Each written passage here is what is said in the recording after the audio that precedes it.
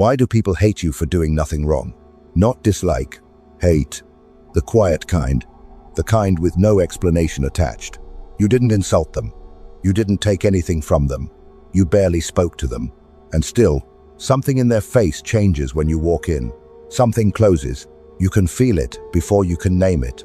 A temperature drop. A silence that wasn't there a second ago. Eyes that move away too fast. You stand there and you replay the last week, the last month. You look for the moment you crossed a line you didn't know existed. You find nothing, because there is nothing to find. They decided before you opened your mouth. They decided before you even arrived. And the quieter you become trying to stop it, the more it spreads. You pull back and they move further. You soften and they go colder. Every adjustment you make gets met with another wall.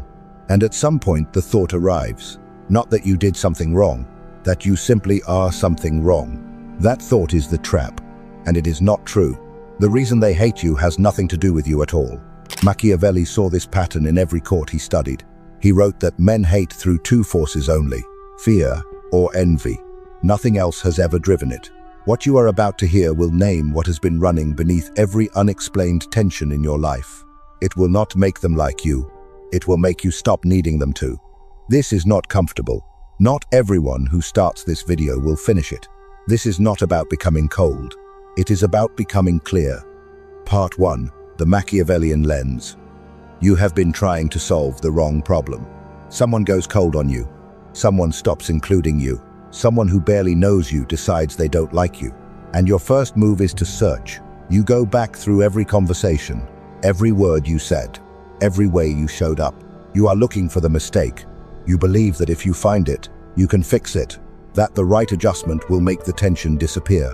It won't. Not because you aren't looking hard enough, because the tension is not about anything you did. Machiavelli spent his life watching men destroy each other. Not on battlefields, in rooms, in courts, in social circles where the weapons were silence and exclusion. And what he documented was simple. Men do not hate through reason. They hate through instinct. Fear of what you represent, envy of what you carry. That is the entire architecture. Not what you said, not what you did. The feeling came first. The story came second. Most people need a reason for what they feel, so they build one. They find a moment. They reframe something you said. They remember something differently than it happened. They construct the case after the verdict is already written. The verdict was never about the evidence. The evidence was gathered to support the verdict. And the verdict was written the moment they looked at you and felt something shift inside themselves. You were never being judged. You were being processed. This process has almost nothing to do with you. It has everything to do with what you activate inside them. You are not the subject of their resentment. You are the mirror. And what they hate is what they see when they look at you. The question is what they're seeing. And the answer has nothing to do with you. It has everything to do with what you remind them of. Fear and envy point you toward the hatred, but they don't explain why it lands on you specifically, why your presence in particular became the thing they couldn't sit with. That answer lives somewhere deeper, not in politics, not in social dynamics, inside the person doing the hating. Part 2. The root is insecurity. Think about the last time someone made it clear they didn't like you. No confrontation, just a coldness, a distance that appeared without warning. A tone that shifted and never shifted back. You noticed. You filed it. You started searching for what caused it. You went through your behavior like a suspect reviewing evidence, looking for the moment you went wrong. The thing you said, the way you came across. You were certain there was something to find. You just needed to look long enough. That search is the trap. The cause was not your behavior. The cause was their interior. You did something. You achieved something. You became something. And something inside them ran the comparison without asking permission. Not as a thought, as a reflex. It happened beneath words, in the part of them that tracks position. That tracks who is moving and who is standing still. You didn't insult them. You reminded them. Their ego registered the gap between where you are and where they are. The result landed in their body before it reached their mind. What arrived was not rational. It was a verdict.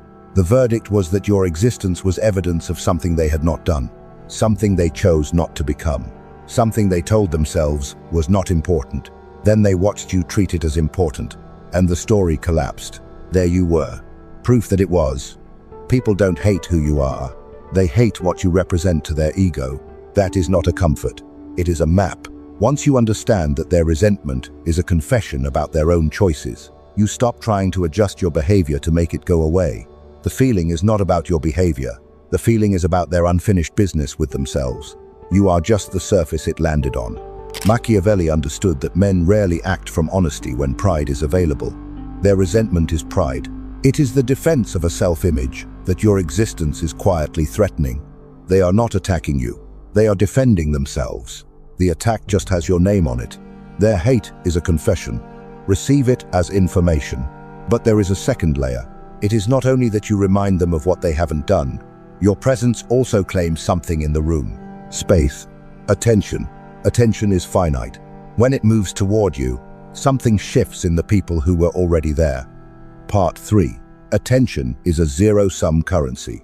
There is an economics to every room you walk into. Almost nobody names it directly. Attention is a resource. It moves toward what pulls it.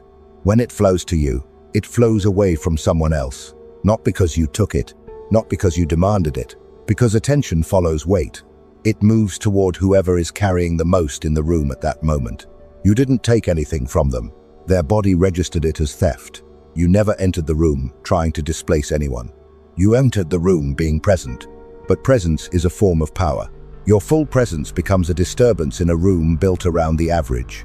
Not because you are loud, because the contrast is silent, and the body reads it before the mind does.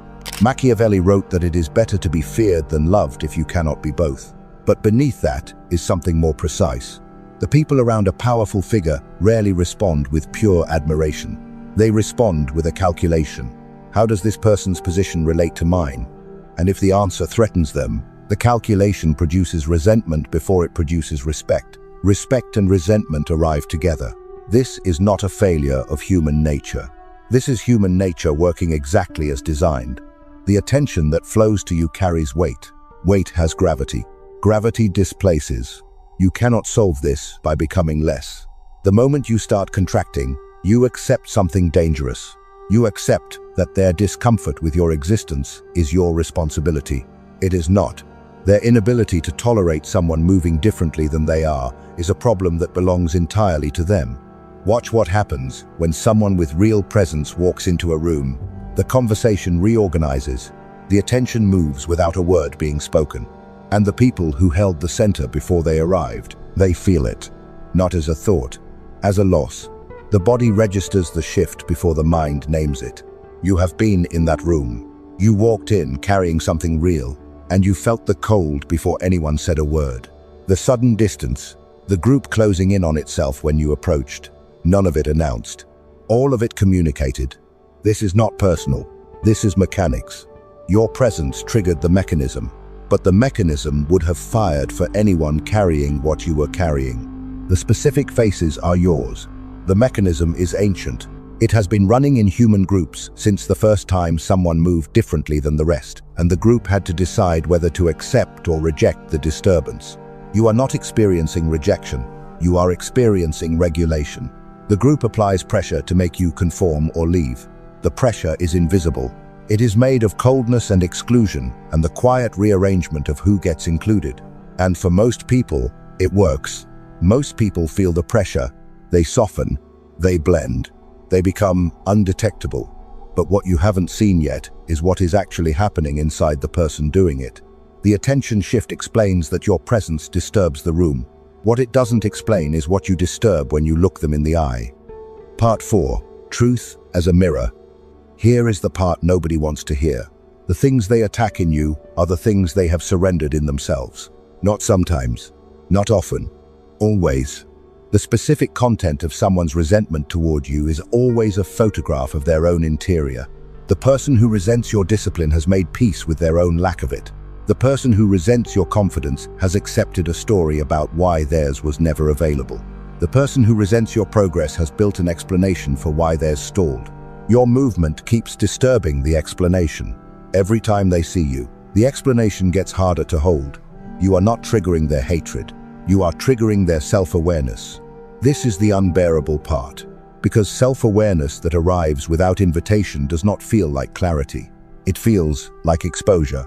They look at you, and something in them recognizes what they could have done, what they chose not to do, what they told themselves was impossible.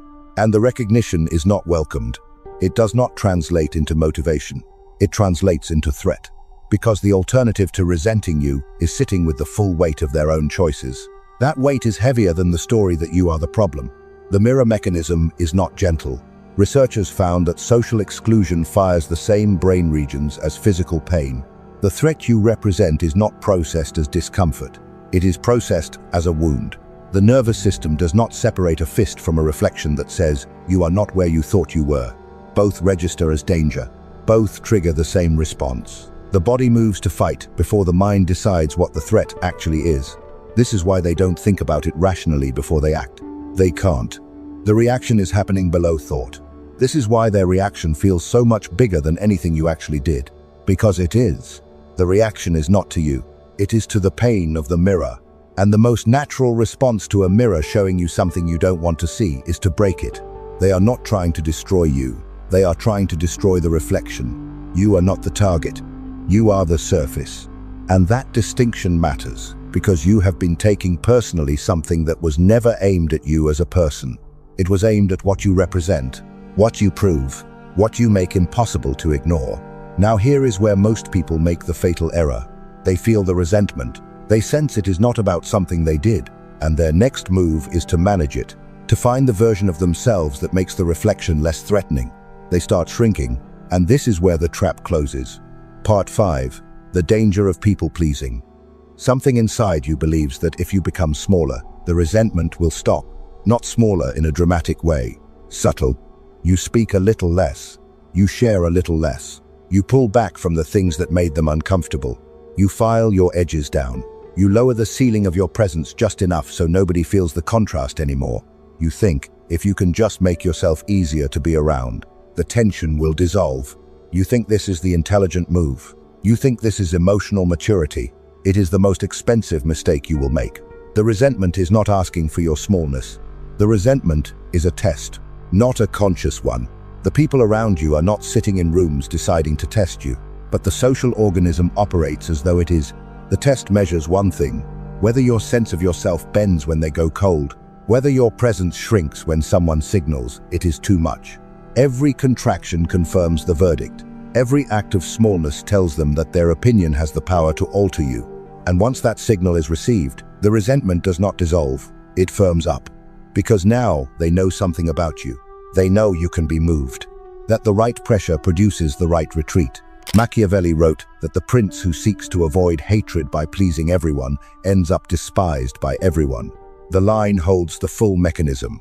The pursuit of approval does not produce goodwill. It produces contempt. Because the person who needs everyone comfortable has declared that their own comfort matters less, and people do not respect what makes itself inferior. They use it. They extract from it. And eventually they stop seeing it. Trying to please everyone guarantees resentment. Not because people are cruel, because the signal is read correctly. When you rearrange yourself around their discomfort, you communicate something. You tell them that your existence does not feel certain to you, that you need their permission to occupy the space you already occupy. That signal tells them you can be removed without consequence. Think about what you have given away. You went quieter in rooms where your clarity was the most useful thing present. You downplayed what you achieved to people who had already decided your achievements were a problem. You softened your posture in places where your posture was the only thing keeping you grounded. You gave and gave into the discomfort, not from generosity, from fear. The verdict was already in. The pulling back did not change the verdict. The softening did not change the verdict. It was delaying the moment you had to face it. And every delay had a cost. It cost you your posture. It cost you your precision. It cost you time managing a room that was not going to change no matter how carefully you managed it. The resentment was not waiting for you to get small enough. It was waiting for you to stop believing it had authority over you. That is the only thing that ends it. Not performance. Not the right balance of warmth and access that finally makes you safe enough for them to stop resenting you. None of that works because the mechanism is not responding to your behavior. It is responding to signal. And the signal that ends resentment is not softness. It is the clear and unmistakable communication that you do not need their comfort with your existence in order to exist.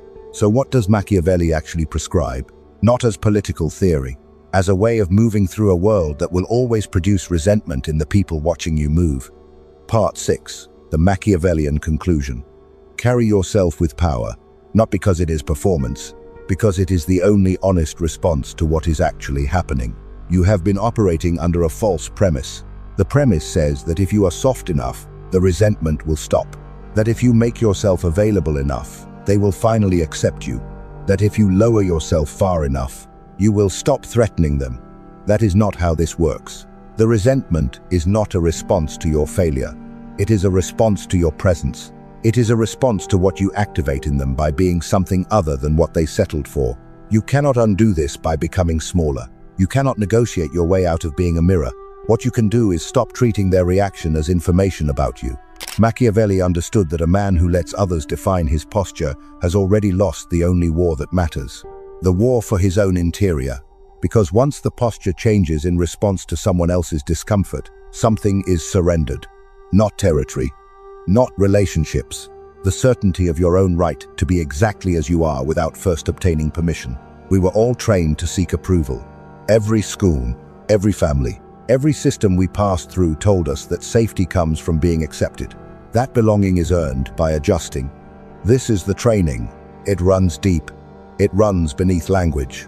When we stop following it, the discomfort is physical. But the training was wrong. Not cruel. Wrong. It was designed to produce compliance. To produce someone placeable inside a system and predictable within it. The approval it trained you to seek was never going to build the life you are trying to build. Because that life requires you to carry weight that most people have put down. And weight disturbs. Weight displaces. Weight draws resentment from the people who put it down and cannot understand why you're still holding it. You are not supposed to be carrying it. That is the unspoken rule of every group that has ever gone cold on you. The rule is that everyone agreed to put the weight down. The rule is that ambition is tolerated up to a point. Growth is acceptable as long as it doesn't outpace the group. The moment it does, you become a problem. Not because you did anything wrong, because you broke the agreement nobody told you about. Receive the resentment as confirmation, not with arrogance. Arrogance is the performance of certainty by someone who doesn't have it. Receive it with clarity, with the quiet understanding that what you are doing is registering, that you are visible enough to produce a reaction, present enough to disturb the room, different enough that the people who stopped moving cannot stand watching you continue. Their resentment is not your correction, it is their confession. Stop explaining yourself to the people who resent you. You don't owe them your interior process. You don't owe them the reassurance that you are still manageable. You don't owe them the smallness they would find more comfortable than your full size. Not everyone will be comfortable with your presence. Good. The ones who matter will not ask you to make yourself smaller, and the ones who ask you to make yourself smaller do not matter. This distinction is the beginning of a life built on something real. The resentment was never about you. It was about what you reminded them they are not yet doing. Take it as confirmation, not correction. Move as though it is fuel, because it is. Machiavelli observed that the man who fears what others think is already controlled by those others. No word has to be spoken. The leash is invisible. It is made of approval seeking, and it is cut the moment you decide that carrying yourself with power is not something you need permission to do. If you have made it this far, it is because part of you already knew what was being described. You have already felt the mirror mechanism. You have already stood in rooms where your presence produced a reaction that had nothing to do with anything you did. You have already tried to shrink your way out of someone else's discomfort, and you already know it didn't work. Now you have the name for what was happening. The resentment was not a verdict. It was a reflection, and a reflection tells you more about the person looking than about the surface they are looking at. Stop seeking approval from the people your presence has already unsettled. Carry the weight. Move. Become so steady in your posture that the resentment has nowhere to land because you are no longer offering the retreat it was looking for. Tell me in the comments whether you have ever lost someone by simply becoming more yourself. If this reached something in you, write in the comments. I carry it regardless. Let us see how many of you have decided that the approval of the resentful is the one currency you are done pursuing. And do not forget, keep watching the next video. It is important, much more than you imagine. See you there.